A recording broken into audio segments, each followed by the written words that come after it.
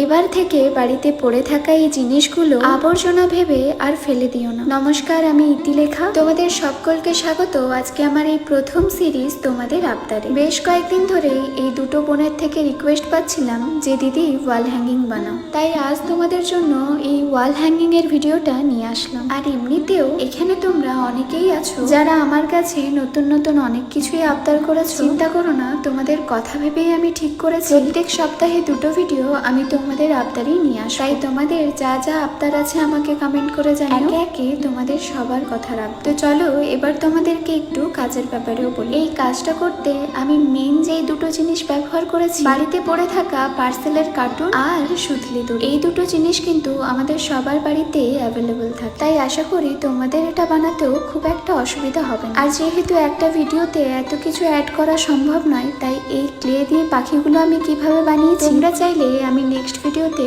অবশ্যই শেয়ার করব। আজ তবে এতটুকুই। আজকের এই কাজের আইডিয়াটা কেমন লাগলো অবশ্যই জানিও। দেখা হচ্ছে নেক্সট ভিডিওতে।